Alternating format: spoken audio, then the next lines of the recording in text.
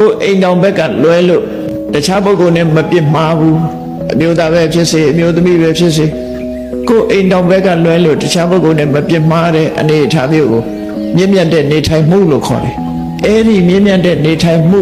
ရရှိဖို့အကြောင်းကတော့ဘာလို့ဆိုအိန္ဒြိယသံဝရောကိုယ့်ရဲ့မျက်စိနာနာလျှာကာယမနဆိုတာကိုထိန်းချုပ်ဖို့လိုအပ်တယ်တိလနဲ့စောင့်ထိန်ဖို့ထိန်းချုပ်ဖို့တတိနဲ့ထိန်းချုပ်ဖို့လိုအပ်တယ်တတိနဲ့ထိန်းချုပ်ဖို့ဆိုတာမျက်စိကကြည့်ပြီးတော့လောဘမဖြစ်အောင်ဒေါသမဖြစ်အောင်နားကနားထောင်ပြီးလောဘမဖြစ်အောင်ဒေါသမဖြစ်အောင်ဆိုလိုတာကမဆိုင်တဲ့လူနဲ့သွားညှိသွားတယ်မညှိအောင်နေလို့ဆိုလိုတယ်ပေါ့နော်အဲ့လိုတတိနဲ့ကိုယ်စိတ်ကိုအိန္ဒြေကိုထိန်းခိုင်းတယ်ဆိုတာမျက်စိနဲ့မြင်တဲ့အဆင့်အာယုံပေါ်မှာတတ်မဲ့တာတွေမဖြစ်အောင်မုန်းတိတာမဖြစ်အောင်အတန်ပေါ်မှာမုန်းတိတာတတ်မဲ့တာမဖြစ်အောင်အနံ့ပေါ်မှာအရသာပေါ်မှာအထီးတွေပေါ်မှာစိတ်ကူးကြံစည်မှုတွေပေါ်မှာကိုယ်စိတ်ထဲမှာတွေ့တာမှုတွေမုန်းတိမှုတွေမဖြစ်အောင်ထိန်းသိမ်းဆောင်ရှောက်ရမယ်တဲ့ဒါမှကိုယ့်ရဲ့ဓမ္မစရိယဆိုတဲ့မြင့်မြတ်တဲ့အနေအထားတစ်ခုဟာခိုင်မာမှာဖြစ်တယ်လို့မြတ်စွာဘုရားဟောယဟန်နေဆိုလည်းပဲထို့တူပဲဆုံးမတယ်မြတ်စွာဘုရားအိန္ဒြိယသံဝရဆိုလောဘဒေါသမဖြစ်အောင်တတိနဲ့ထိမ့်ဖို့လို့စိတ်ထဲမှာဖြစ်ပေါ်လာရင်တော့မှဒါမသိတော့ဘူးသိတော့တဲ့အရာမဟုတ်ဘူး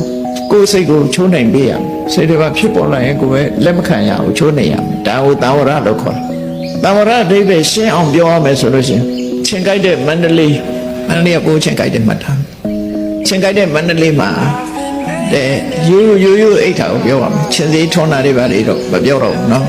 ဘာလို့ရတော့ဆိုချင်းမကိုင်းအောင်ဘာလို့ရလဲဆိုချင်းအောင်ချကြအဲ့ဒါချင်းမဝင်နိုင်အောင်ချင်းအောင်ထားတာအဲ့တော့ကိုချင်းမကိုင်းအောင်ဘာလို့မလို့ချင်းထောင်နဲ့အိတ်မယ်ချင်းထောင်ပြီးတော့ချင်းအောင်နဲ့အိတ်တယ်ချင်းအောင်နဲ့ဝင်အိတ်တယ်အဲ့ဒါဟာပိတ်ဆို့ခြင်းတစ်ခုပဲ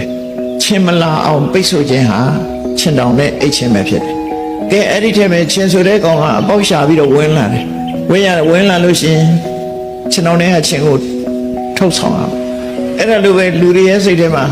မကောင်းတဲ့စိတ်ကလေးမဝင်ရအောင်ကြိုတင်ပြီးတော့ပိတ်ဆို့နော်ချင်းတောင်ထောင်းတယ်လို့ပဲမကောင်းတဲ့စိတ်မဝင်အောင်ကြိုတင်ပြီးတော့ပိတ်ဆို့တယ်သံဝရလို့ခေါ်တယ်မတော်တဆဖြစ်လာပြီဆိုလို့ရှိရင်တွန်းထုတ်ဖယ်ရှားပြအဲ့ဒီဟောတွန်းထုတ်ဖယ်ကိုချင်းတောင်နဲ့ချင်းဝင်လာလို့ရှိရင်မောင်းထုတ်အောင်အဲ့ဒါလို့မကောင်းတဲ့ဘက်မှာစောင့်စည်းမှုနဲ့ဖယ်ရှားမှုလုပ်ကိုလိုရတယ်